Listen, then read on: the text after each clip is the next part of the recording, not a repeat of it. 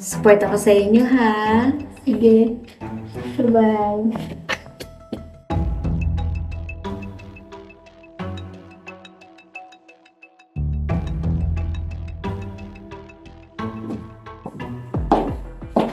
Tapos na ba yan?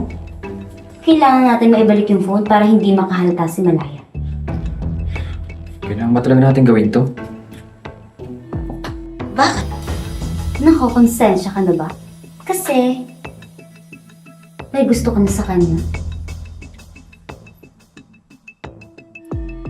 Alam mo, Steven, pwede kitang siraan sa management at kay Malaya.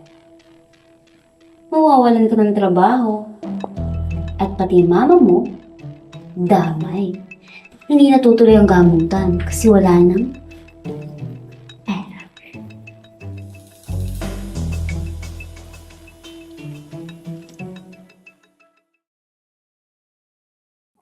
Asan yung cellphone ko?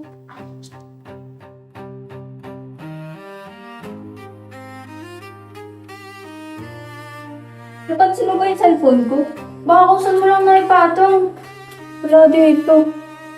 Malaya, yung phone mo na iwan mo sa set. Huwag mo kung saan pinapatong at baka makuha yun ng kung sino man. Pasensya na po. Sige.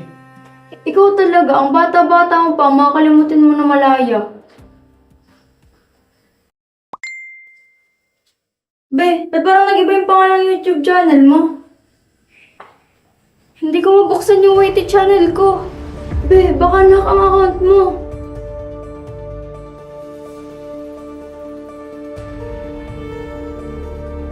Steven, tulungan mo ko. Nahack yung YT channel ko. Yun lang kasi ang pinagkukunan ko para sa hospital bills ni Mama. Malaya! Nabalitaan ko yung nangyari sa YT channel mo. Grabe naman yung gumawa nun. Napakawalang puso. Alam mo, yung mga ganyan, ng mga hacker, karaniwan taga-ibang bansa. Baka naman may naklik kang email kaya nagkaroon siya ng access sa account mo. Hindi! Hindi ako basta-basta naglalagin sa na-trusted emails. Steven, baka pwede mo kong tulungan.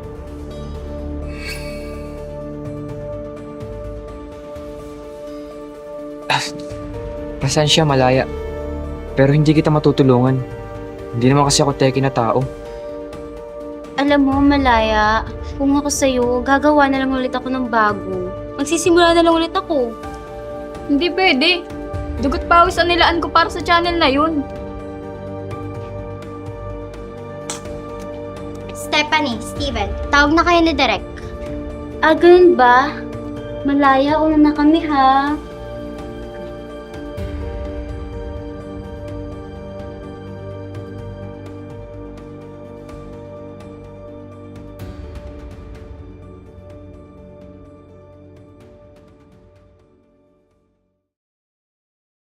Gagawin ko. Kailangan na maibalik yung channel ko. Alam ko kung sino nasa likod ng pagkawala ng YT channel mo. Malaya. Danilo?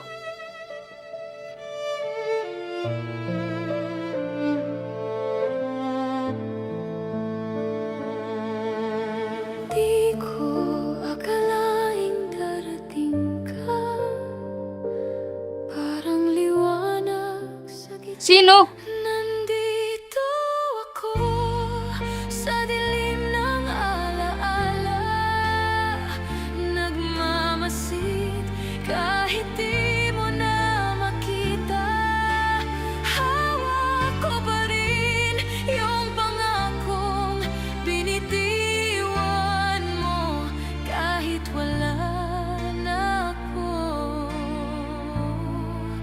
Nandito ako.